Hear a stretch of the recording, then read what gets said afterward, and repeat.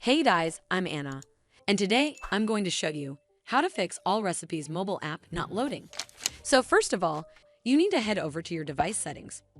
From here, tap on the cellular option right over here.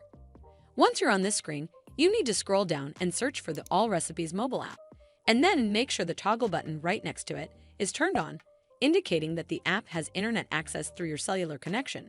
This should fix the Allrecipes mobile app loading issue. But if it doesn't, then you need to make sure you're running the latest version of the app. Open up App Store on your device, and then tap on this search icon in the bottom right corner.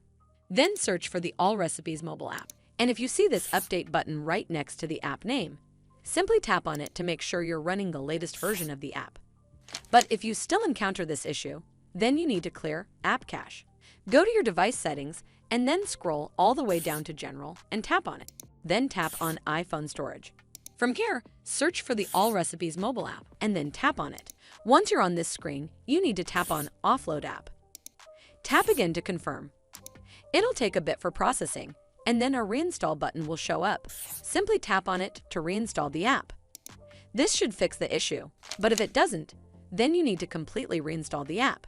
Follow the on-screen instructions to navigate all the way to the app page. Once you're on this screen, tap on Delete App to uninstall the app from your device.